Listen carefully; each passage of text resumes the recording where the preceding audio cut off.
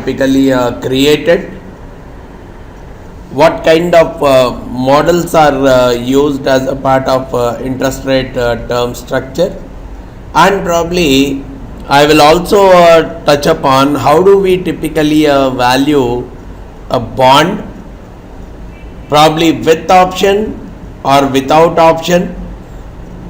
How do we value these kind of bonds, or probably how do I value the worth of an option which is embedded in a particular bond. All these things we will typically look at, and probably we would also spend some time in terms of understanding how do I value swaps using the term structure of the models. So these are some of the core aspects that we will look at as a part of this particular session.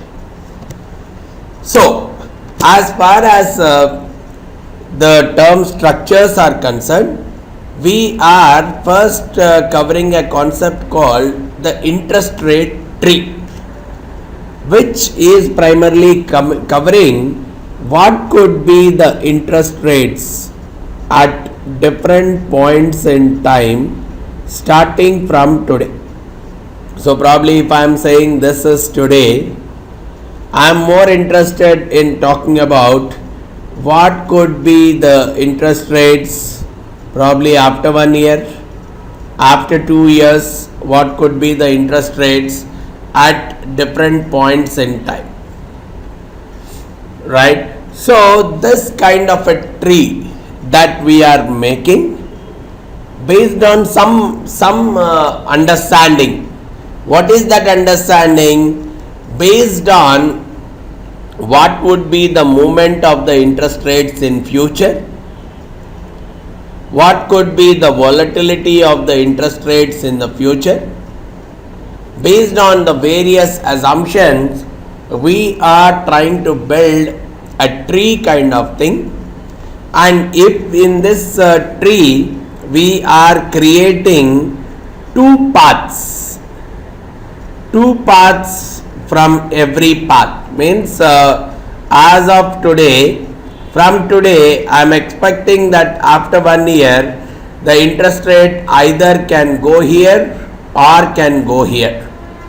So 1 year rate can be either this number or this number. If at all we are talking about one of the two possible values, we are creating only two possible values for the next period and saying that the interest rates will reach either this or this.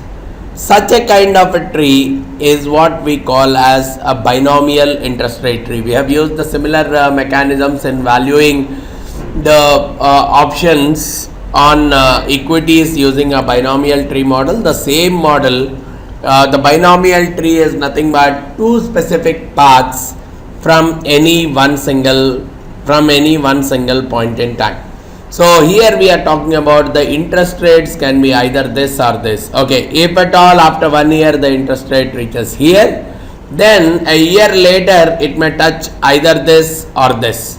But if after 1 year the interest rate comes here, then after one more year I am expecting that either this or this will be the possible interest rate. This kind of a tree where we are creating two paths at the end of from each particular node is what we are calling as a binomial tree.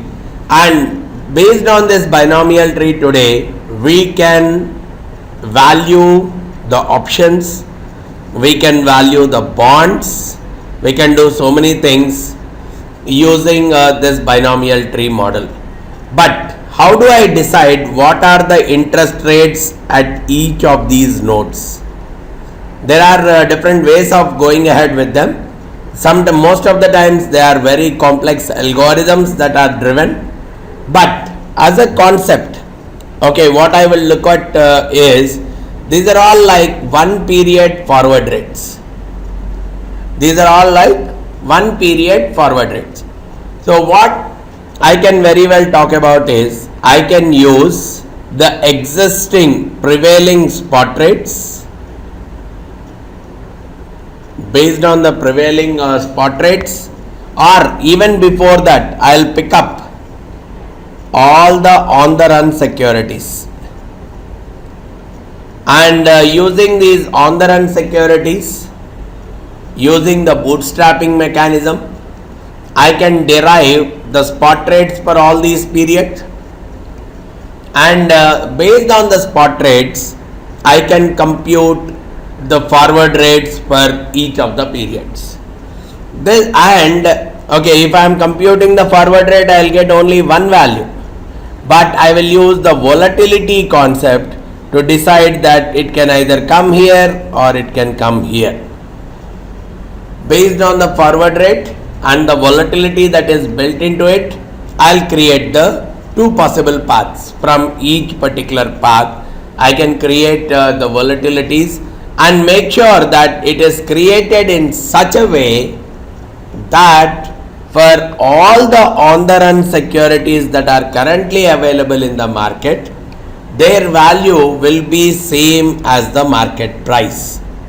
Value will be same as the market price. So based on those kind of algorithms, we will derive these interest rates at each of the nodes. But once I have the interest rates at each of the nodes, I have to be more and more comfortable in valuing the bonds or valuing the options on those bonds using these generated interest rate tree paths. So for that I will take up one simple example.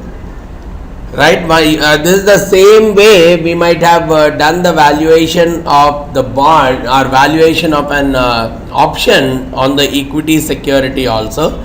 The same logic we'll use for bond valuation. So this is called as a backward induction method, because for valuing the bond as on this date, when I have the interest rates at each of these points, when I have the interest rates at each of these points, I'll find out the value of the bond. If I have to find out the value of the bond as on this date, I'll try to find out what are the possible values for the bond as on these dates, and these values are arrived from what are the possible values of the bond as on these dates. So we work backwards. We start right in the maturity year, discount that to the year before it or a period before it using the interest rates that were prevailing at that point, arrive at all the possible values of the bond in that particular year, then again use the same concept to value it back to the current year. So because we come from the almost the maturity year back to the current period, we call this kind of mechanism to find the value of the bond as the backward induction mechanism. So we'll try to see how we can use this backward induction mechanism to compute the value of the bond. Okay, so for that we'll take this small numerical.